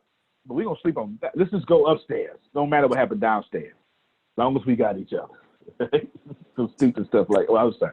Not stupid. I'm sorry. But you get it. Now, let me see. Who else? My boys are completely different. Come here, boys. Wake up your brother. Look, my youngest loves to fall asleep during class, y'all. I'm telling you, he be up. So I say, all right, make him sit next to me. His eyes. I know he's gonna fall asleep, but he's looking at me like this. And so does he do that? He finna fall asleep. Come here, Ashley. Come here. I need to show y'all something. Ashley, let's turn him this way. He'll get scared to look up. Come here, buddy. There we go. Come on, both of y'all. Now, my boys. Yeah, I get on camera. You see? Come closer. All right, they're both up. There you go. Looking that way. This is the sleepy one. And that's the charismatic one. All right, here we go. Now, what's your favorite platform? Social media platform. What's your favorite one? When you wake up. What's your favorite social media platform? Say it. You don't know. Which one you like your good friends on? He gonna wake up later, y'all. What's your favorite platform? Twitter. He likes Twitter. Doesn't really make sense, but of course it does make sense because parents have moved on from Twitter. He likes TikTok. He just told me today, right? He just found his favorite person on TikTok. They are not where any of y'all are at. Do you understand what I'm saying? But I'm getting ready to take over TikTok because 8 to 15-year-olds are addicted to TikTok. Used to be Musical.ly, got bought out, rebranded, now it's TikTok. Pay attention. Adonia, in 10 years, my 10-year-old gonna be 20. Best thing you can do, Vince, is convince him that he can buy a house with you when he get 20. And for the next 10 years, you condition his brain that TWB is how he becomes a young homeowner. Now, you have a problem because his daddy going to teach him don't be buying no house that young, right? But besides my wokeness, okay, you try to convince him like Coca-Cola. You do know Coca-Cola started off real early. You was 2, you got your first taste of Coke, and they had you hooked. Now you 22, you can't put Coca-Cola down. You know what I'm saying? Yeah. Start while they're young. Do like the cigarette companies did, but just don't have a product that's killing people. High five. Thank you. Take your sleepy brother back over there. Give me a high five, buddy. You the man. Nah. They fantastic. Fantastic kids. They're like 5 grades ahead, too. They're not even in the 7-year-old is supposed to be in the 2nd grade, right? Yeah. 7-year-old is in the 7th grade. And the 10-year-old is supposed to be in the 4th grade. He's actually in the 8th grade. I held him back. So I can put them both together. So when they both get in the 8th grade, right, they should be, everything goes right, they should be in the 12th grade by the end of May 2020. That's the goal. That's the goal. So they can fall asleep during class. they way ahead, right? They can fall asleep during class. Reason being, it's only got 2 students, right? It's not that I'm smart. I just got 2 students. Make sense? All right. Now let's go backwards real quick. Deanna, that was just that first question to dominate. What did you ask me secondly, and what did I say? I just taught you all how to dominate in your own respective brands. Go ahead, Deanna. The second question was, thank you, what is the purpose of this campaign? Your answer. Okay, I actually already covered all that for all of y'all, but tell me what my answer was. Your answer was, you need me. Yes, I want to convince my customers that they need me because you can't get nowhere else. Can't get it without me. Don't need TV, just ATS. Good stuff. I answered that for everybody already. Give me the third one. The third question was, what do you want this campaign to say about you, your product, your brand? What did I say? Your response was, I add more value than anyone else.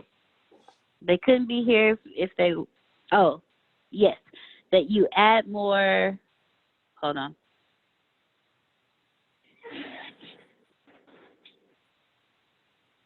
What does it say about you, that you dominate, your product, that you need? That's right. I can figure out what I said. Now, I want all of you to think about who you are. This is where you just got to be honest at, okay? This is where you got to be honest at. Jerome. Let me pick my men. I'm going to leave you women out of it just for a second. And look, it's on my screen, all the men on the same row. My second row. Is it on yours too? Good. The universe wanted me to do this. And Phil is right under, and then my boys are right under Phil. And yeah, there we go. Here we go. Liddell, Vance, Darryl, Jerome, they all the same, y'all. They're all the same. All of them closed themselves. I did not close a single one of them. Don't give me no props. They was already looking. Actually, we called Vince about a year too early. we called Vince about a year too early. Then when he was ready to look, he reached out. Hey, y'all said something. I already lied. I'm dead serious. He reached out. He reached out. Right, Vince? He reached out. Okay. All these guys here, and Phil, all these guys, they have one real thing in common. Well, they got a lot in common, but when it comes to this class, this subject, they don't associate with losers. Have I misspoken? Have I? I don't want to put nothing on you. Okay, last one of them. It's like, nah, bro. All right. So when I answered the question that said, dominate and you need me, it was not you need me, right? That was the second thing I wanted to like. I am a freaking winner. You understand what I'm saying? Yeah. I am a winner. You're a winner. I got something that you may need. Go look for it somewhere else. I hope you already have. If you did, you can't find it, let's win together. That's it. I did not close neither of these gentlemen. And if I tried to close them, they wouldn't even close. And not a single one of them would tell you I'm lying. Because if I tried to, they see that stuff a mile away.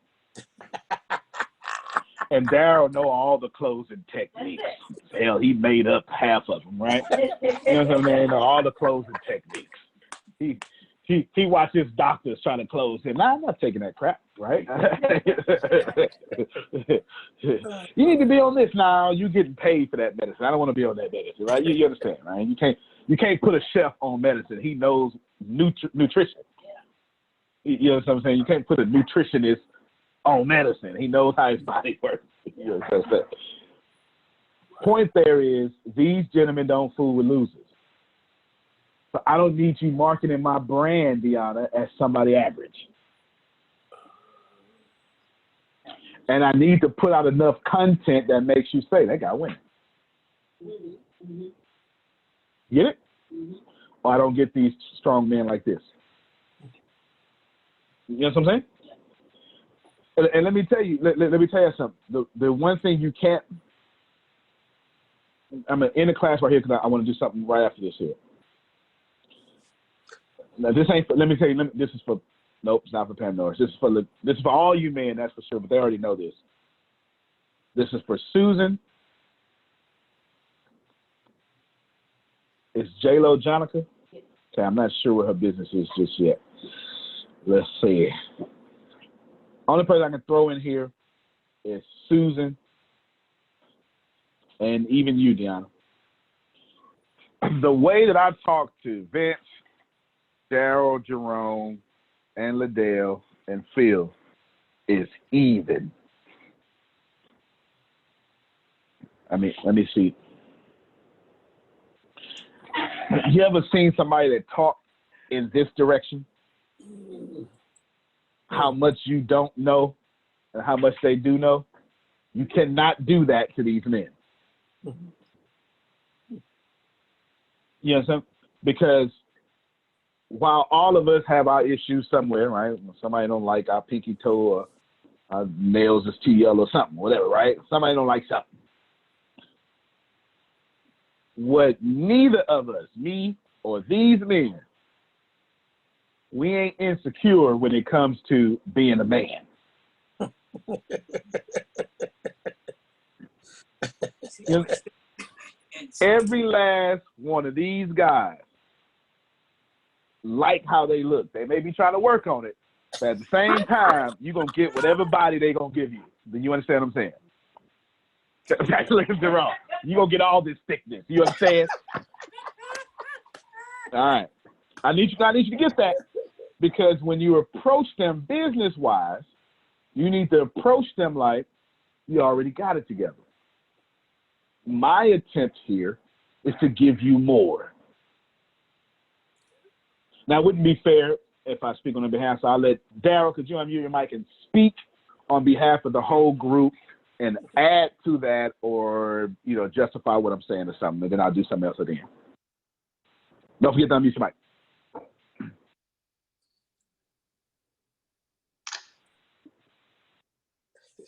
Okay. I don't think there's any question. I'll speak for myself, and hopefully that speaks for everyone else.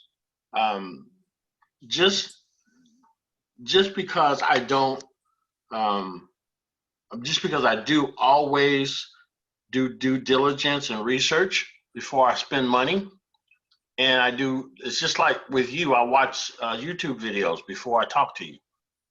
And some of them, quite frankly, I was like, "Did he giving all this stuff away?" And I said, "I should just do it on Zoom." And then, but what kicked in for me, quite frankly, it's a little off topic, is that I don't want to, and I'm serious about this, I don't want to not pay for something that's valuable, because I always think about what comes around goes around. So if I want to sell something, I want to make sure that I pay for that something. And to be closed into something that I haven't done the proper due diligence on, it's just not going to happen. And I know it was another part of your question, and I missed it, quite frankly. And I'm trying to. You actually doing a pretty good job. At the same time, I just had somebody hit me up want to sign up. To you. Huh? Guys, I'll get the talking even at you and not down at you was the other right. thing. Oh, of course, man. You know, really, if that would have happened, there's just absolutely no way I would have done it, because I try not to do that. I always try to dummy down my conversation with anyone, even if I feel like I know more. So for me for someone to talk to me like that, you'll know it because I'll get quiet. And at that point, you pretty much can't penetrate me anymore, because it's that superior attitude, because I'm really for the guy who is the underdog, or the person who's underdog. And if you come at me like that, you'll come at someone else like that. And I'm just, quite frankly, don't want to deal with you. I don't trust you, because if you're speaking like that, that means you're hiding something in my mind. And there you go. Did he sound like he was nervous when he said that? Did he sound like he was unsure? Nope. Did he even leave it up to question? All right, that's the kind of, this is the kind of people that I attract. Go ahead, Liddell. I want to piggyback off what Daryl said. Yes, sir. It's the same thing. I want to pay for that's what I was telling you in the beginning. I don't want to touch it if I can't pay for it, even though I know. So then I feel like I don't even deserve to hear what I need to hear unless I can pay for it. And so when he was saying, I don't want to, like he was saying, you're giving away a lot of stuff. And I'm totally aligned with him. Like, man, I want to be able to do what this requires me to do. And when I can't do that, a lot of times I'll just pull back. I'll get quiet and I'll just pull back until I'm able to do what it requires me to do. I'm listening, I'm watching, but I won't move too much until I'm able to do what it requires to do. Can I move you? No. Say that again? Can I move you? Nah, not too much. But man, I got this cool conversation and these techniques. Can I apply some technique on you and move you? No, man. This is why I was impressed. This is why I was impressed with that scammer. Yeah. It doesn't mean he won't try. Right. You know, I am what I am. You know what I'm saying? But this is why I was so impressed with that scammer. Go ahead. I mean, the part that got me when we talked for the first time in person, we both said we don't know what we're about to do together. We don't even know, but it's like it's something. And that I'm that guy, because I felt like we were both listening to our gut. So I like being around people who listen to their guts, and they have the confidence to listen to their gut. And that really got me right there. All right, you said a whole lot right there. I'm with you on that one. Said a whole lot. I'm with that one. And that's good stuff. Y'all got that? Man, I really appreciate these guys. Vince, you wanted to chime in there? You know, my thing is what Daryl said, as far as when you're dealing with people and they're pushy in a sense, his thing is he gets quiet. I'm just the opposite. I'll just come back and say, I don't think this is for me, because our personalities are not going to match. And I will end the conversation. So you've lost me. Daryl has enough of that. Just go ahead and let him finish, and then tell him to blow off. For me, I'm gonna cut you off and let you go.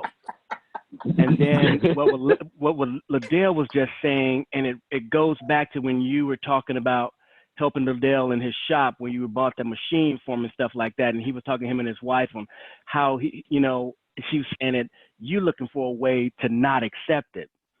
My thing is everything that I just like you said, I research things like Daryl said, I research things, I look at things, and then for me, with you in these classes, it's like, okay, he's giving so much, I have to let my pride down, because as a man, you want to say, no, I got to pay my way, like Liddell was just saying. I need to earn this. But then again, I have to go back and think that that saying, when one door closes, another one opens. And you have to let that pride down just to say, okay, someone's here willing to help you and is not asking for anything in return. That's huge. That's huge right there. And that says a lot about a company and a man. And then, and I'll tell you, my wife is funny when her and I talk. I have to really pace myself with the classes. That's why I'm not in all of them, because I have so much other things going. But I tell her, it's just like, I feel bad that I'm not in those other classes, because someone has poured so much into me that I need to be there just to absorb more and support more. So it's, as a man, you nailed everything in this class towards the end.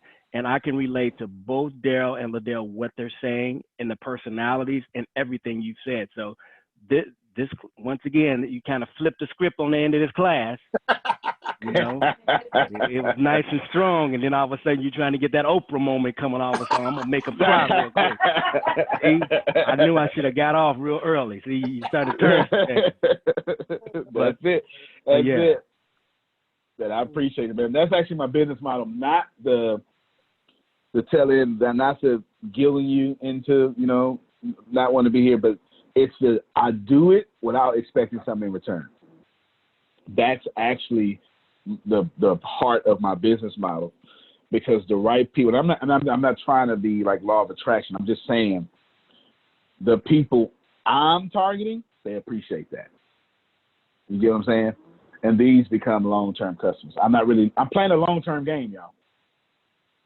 I don't want 7.7 billion customers. I want 100,000 millionaires.